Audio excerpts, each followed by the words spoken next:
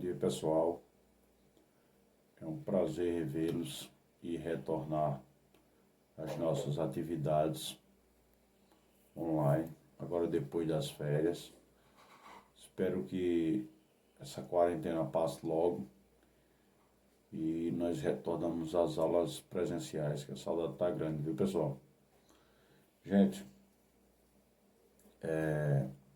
antes da pandemia nós paramos em termologia, certo? Foi a parte que a gente estudou calor e temperatura, né? Estudamos aí também as escalas termométricas, ok, pessoal? Agora nós vamos falar um pouco de dilatação térmica, ok, gente? Pessoal, a dilatação térmica, ela se divide em 3 tipos. Ela se divide na dilatação linear, ou seja, quando o corpo ele recebe calor, nós temos que ele aumenta de tamanho. Como a dilatação é linear, vai aumentar apenas no comprimento. Então nós temos aí a dilatação linear. Temos a dilatação superficial, que o que indica? Indica que o corpo vai aumentar de tamanho no comprimento e na largura, certo, gente? Então nós temos aí uma dilatação em 2 dimensões, ok, pessoal? E nós temos também, pessoal, a dilatação volumétrica. Na dilatação volumétrica, nós vamos ter aumento no comprimento, vamos ter aumento na largura e vamos ter aumento na altura. Ou seja, nós estamos variando 3 dimensões, ok, pessoal? Então, isso é o que nós chamamos de dilatação térmica, certo? Então, é um corpo, um sólido, aumentando de tamanho, primeiro no comprimento, que é linear, como eu acabei de falar, superficial, que é na área, e volumétrica, que é no caso do volume, que é 3 dimensões. Mas é de importância crucial a gente lembrar da dilatação volumétrica, porque na dilatação volumétrica nós vamos ter a dilatação dos líquidos. E a dilatação dos líquidos, gente, a dilatação dos líquidos ela vai nos trazer o seguinte, ela vai nos mostrar que os líquidos se dilatam mais que os sólidos, ou seja, a estrutura molecular dos líquidos está menos ligada do que os sólidos. Então, quando os líquidos eles aumentam de temperatura, o espaço entre as moléculas aumentam mais que o espaço entre as moléculas de um sólido, ok? As moléculas que compõem um sólido. Por isso que nós temos uma dilatação maior nos líquidos. E os gases dilatam mais ainda do que os líquidos, ok, pessoal? Então, gente, com isso, a dilatação dos líquidos é importantíssima. É por isso que quando você bota água numa panela completamente cheia, e aí, com um certo tempo, você vai olhar e observa que está caindo água fora. Então, isso aí está ocorrendo devido ao líquido se dilatar mais que o recipiente, que o sólido no caso, ok? Então, mostrei os 3 tipos de dilatação, gente. Agora vamos entrar na dilatação linear. Cada uma especificamente, ok? Gente, dilatação linear, o próprio nome já diz, vai aumentar de tamanho no comprimento, certo? Então nós teremos um aumento aí no comprimento. Então você vai ter aí pela madrugada lá a temperatura mínima, né? E aí a temperatura máxima ela vai ocorrer ao meio-dia.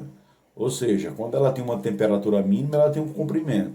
Quando ela tem uma temperatura máxima, ela tem um novo comprimento. Ou seja, há uma variação de comprimento entre a madrugada e o meio-dia. Com isso também ocorre uma variação na temperatura, certo? Esse aumento de temperatura provoca um aumento da barra, ok? Tudo bem, gente? Então, podemos observar também essa dilatação entre os fios que estão sobre os postes, ok? Se você notar, no verão, os fios, eles estão mais... No verão, os fios estão mais alongados. E no inverno, eles estão mais esticados. Por que isso ocorre? Isso ocorre porque durante o verão a temperatura aumenta bastante. E aí os corpos se dilatam, aí os fios se dilatam, beleza? E aí nós vamos observar o que, gente? Nós vamos observar os fios um pouco mais folgados. E aí quando vem o inverno, nós observamos que os fios estão os fios estão mais esticados devido à diminuição de temperatura, ok? Pessoal, o engenheiro elétrico, quando ele vai montar a rede elétrica de uma determinada região, ele passa um ano naquela região estudando as variações de temperaturas ali, durante o inverno e o verão, para que no futuro os cabos, ou seja, os fios, não possam se romper. Então veja a importância da dilatação aí linear. Mas também nós temos outras dilatações que a gente vai ver no decorrer aí, que a gente observa no dia a dia, certo? Ok, pessoal? Então, eu vou mostrar um pouquinho para vocês da fórmula da dilatação linear. Só um minutinho, certo, gente? Pessoal, essa aí é a fórmula da dilatação linear, certo? Você veja aí que o ΔL é a variação de comprimento, é essa barra maior menos essa barra menor. Esse L0 é o comprimento inicial da barra.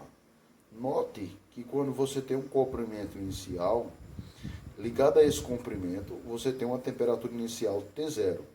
Então, para um comprimento inicial L0, temos uma temperatura inicial T0.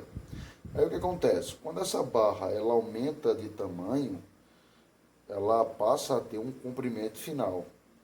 Logo, para ela aumentar de tamanho, é necessário aumentar a temperatura. Então nós temos aí uma temperatura final. Ou seja, esse ΔL aí é o L final menos o L inicial, que é o L0. Portanto, esse ΔL é proporcional ao ΔT. Esse ΔT na fórmula é a variação de temperatura. Só lembrando, o delta, gente, representa variação, ok, pessoal? Delta representa variação. Então, na fórmula ΔL é a variação quanto a barra aumentou, o L0 é o comprimento inicial, esse alfa é o coeficiente de dilatação linear do material, ou seja, cada um tem o seu, e o ΔT, a variação de temperatura. Ok, gente? Então temos aí a fórmula que vamos usar para calcular a variação de comprimento, ou seja, a dilatação linear de um sólido. Tudo bem, gente? Então, notem, professor, e se pedir o comprimento final? Se pedir o comprimento final, você vai pegar esse ΔL e vai somar com o que tinha antes, que era o L0. Quando você fazer essa soma, vai dar justamente toda a barra final aí, que é o L. Ok, galera? Tudo bem? Gente, agora vamos falar, pessoal, da dilatação superficial. A dilatação superficial, gente, ela se refere à área, ok? Ela se refere à área de um determinado sólido. Então, se ela se refere à área, como a gente já viu na introdução do conteúdo, nós temos aí variação em duas dimensões. Então, nós temos a variação no comprimento e temos a variação em que? Na largura. Então, temos comprimento vezes largura. Então, o comprimento vezes a largura vai nos dar o que, pessoal? Vai nos dar justamente a área daquele material. Tudo bem, pessoal? Então, aí nós temos a área. Então, o que acontece?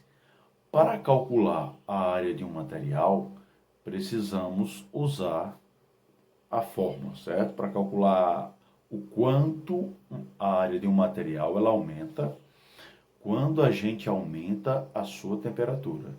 Então, nós necessitamos, certo? Nós necessitamos de usar também uma fórmula para calcular a variação da área.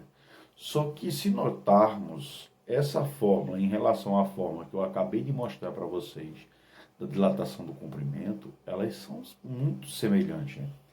Elas são bastante semelhantes, elas vão diferenciar apenas porque apenas pela a letra que a gente vai usar para representar cada variação. Vocês viram que na primeira a gente usou no comprimento, nós usamos o L. Na área, vamos usar o A. Não vamos usar o S como área para não confundir com delta S. Por isso que a gente vai usar A para área, certo, gente? Ok, pessoal? Então, a área é importantíssimo, principalmente na indústria. É bom a gente citar sobre a indústria de anéis. Quando você fabrica anéis, quando você fabrica peças para automóveis, ou até mesmo para outro objeto qualquer que você tem aí, então você vai precisar saber da área. Exemplo, se você tem um anel e você dilata esse anel, você aumenta a temperatura desse anel, o que vai acontecer? Ele vai aumentar de tamanho e o furo, que é a parte interna ali, ele vai aumentar também na mesma proporção em que o anel aumenta. Ou seja, se você tem uma porca e vai pôr ela no parafuso e ela não está conseguindo encaixar, então você tem duas maneiras de fazer com que essa porca encaixe no parafuso. A primeira delas é você dilatar a porca. Então, quando você aumenta a temperatura da porca, ela aumenta de tamanho. E você pode esfriar, reduzir a temperatura do parafuso. E aí, como o parafuso ele tá com menor temperatura, então ele vai reduzir vai reduzir a sua área ali, né? E já a porca a gente dilatou. E aí, quando a gente colocar, vai encaixar perfeitamente. Ok? Ou seja, não esqueçam, na dilatação superficial, se você tiver um furo aí, uma chapa com um furo, o furo se dilata na mesma proporção da chapa. Vamos conhecer a fórmula agora, certo? E identificar cada uma delas. Ok, pessoal? Então vamos lá, gente. Gente, essa é a fórmula da dilatação superficial. Você tem aí o ΔA, que é a área final menos a área inicial, ou seja, essa área maior menos a área menor, certo? Você tem o A0, que representa a área inicial. Você tem aí o beta, que é o coeficiente de dilatação superficial, ou seja, como é área, ele é o dobro do alfa, porque o alfa é uma variação apenas do comprimento. Então, esse beta aí, por se tratar de dilatação superficial, ele será o dobro da dilatação linear, do coeficiente de dilatação linear.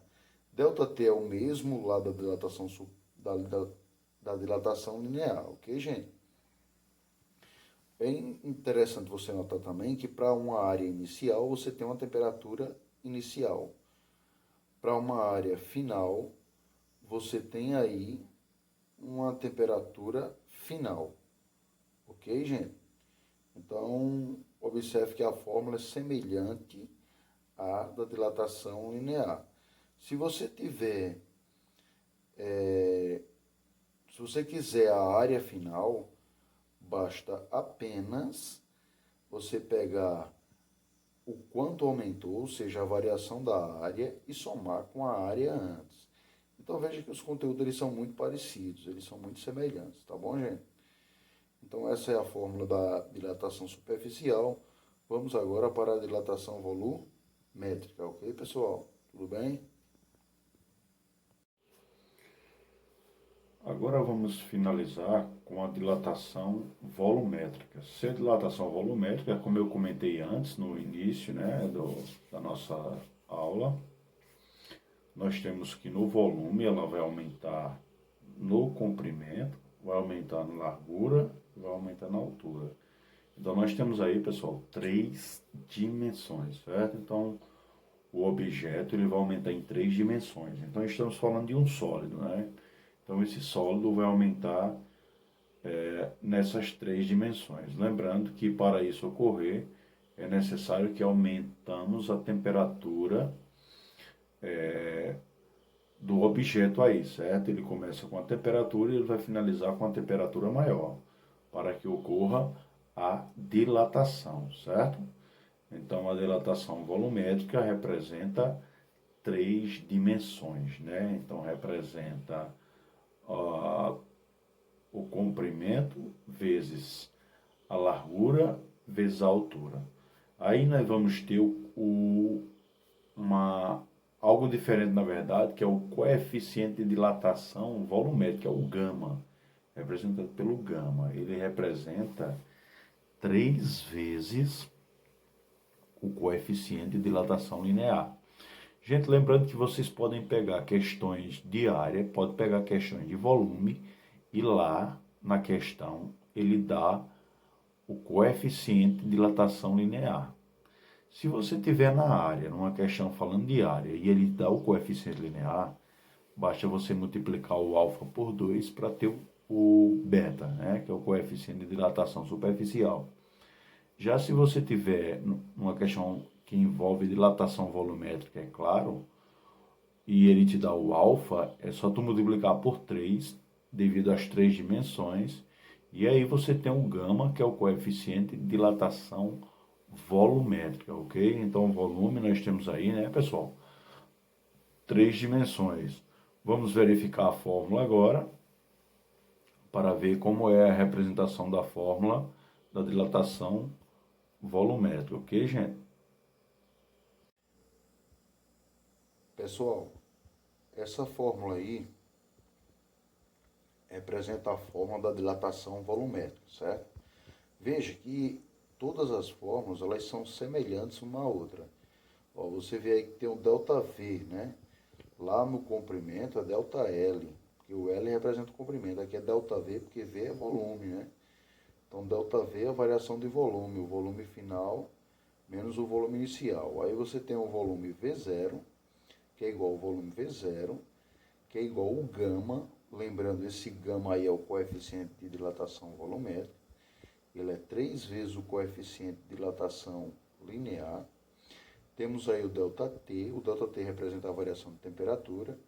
E como a gente já falou antes, se você tiver, certo? Se você tiver o ΔV e ele pediu o volume final, ou então você não tem o ΔV, você calcula o ΔV primeiro, depois soma com o volume que tinha antes e aí você vai ter o volume final. Note que para um volume inicial eu tenho uma temperatura inicial, certo? E para um volume final eu tenho uma temperatura final. Então esta é a fórmula da dilatação volumétrica, ok, pessoal? Tudo bem? Então é isso aí.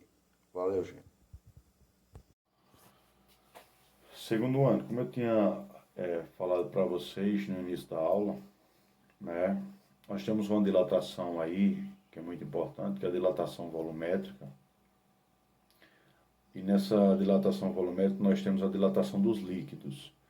Então a dilatação dos líquidos, ela é importantíssima, até porque sabemos que os líquidos se dilatam mais que os sólidos, certo?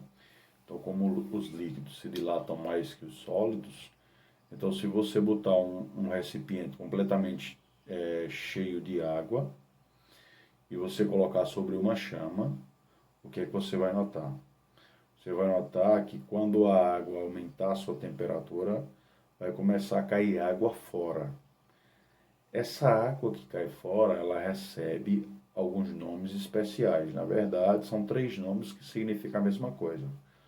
Pode ser chamado de volume extravasado. Extravasado é que passou do volume do recipiente e começou a cair fora, certo? Por isso que chama extravasado. Pode ser chamado também de volume aparente, certo? É um volume que passou do recipiente. E pode ser chamado também de volume entornado. Geralmente o termo entornado é usado em tanques de combustível, quando ele se refere a veículos, certo? Mas aí na dilatação dos líquidos, nós vamos ter uma fórmula diferente dessa que conhecemos. Conhecemos aí agora há pouco a fórmula da dilatação volumétrica, e aí nós vamos acrescentar, certo? A fórmula, pessoal, da dilatação dos líquidos, ok? A fórmula da dilatação dos líquidos, na verdade, vai ser 3 gamas. Vai ser o gama real, certo? Que vai ser igual ao gama do recipiente, mais o gama aparente, que na verdade é o gama do líquido que caiu fora do recipiente. Então, quando você somar o gama do recipiente mais o gama aparente, que é o gama do líquido, nós temos aí um gama real. Então, isso aí vai representar a dilatação volumétrica dos líquidos, ok? Então, vamos ver a fórmula. Galera, tá aí a fórmula da dilatação dos líquidos. Você tem aí um recipiente, certo? Nesse recipiente, você vai fornecer calor a ele, através de uma chama.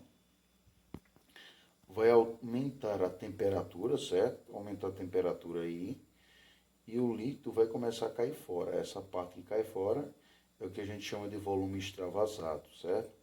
Volume extravasado, ou seja, volume que passou do recipiente, porque os líquidos se dilatam mais que os sólidos. Aí, como eu falei anteriormente para vocês, nós temos aí o gama real, certo? Que é igual ao gama recipiente, mais o gama aparente. Lembrando, pessoal, que esses 2 gamas vai dar o gama total, né? Ou seja, o gama REC é o gama do recipiente e o gama aparente, na verdade, é o gama do líquido, certo, gente? Tudo bem, pessoal? Não esqueça que temos aplicações disso aí no dia a dia, né? Também lá em área, nós temos a aplicação no dia a dia em pontes. Se você observar as pontes, né, nós temos um espaçamento entre as pontes, onde você coloca cada placa. Então, ali você tem a dilatação superficial, certo? E aqui, na dilatação dos líquidos, nós observamos isso no dia a dia da gente, né? Quando colocamos uma panela sobre uma chama. Ok, pessoal? Com isso aí a gente conclui todo o conteúdo de dilatação térmica, envolvendo as 3 dilatações. Ok, pessoal? Então, bons estudos, peguem os livros aí e resolvam as questões envolvendo a dilatação térmica. Ok, pessoal? Valeu, obrigado aí, gente. Tudo de bom. Pessoal, lembrando que esse conteúdo de dilatação térmica está na página 339, no finalzinho da física aí, tá ok, gente? Então peguem os livros aí, como eu falei ainda há pouco. Bons estudos e tudo de bom, gente. Valeu, tchau, tchau.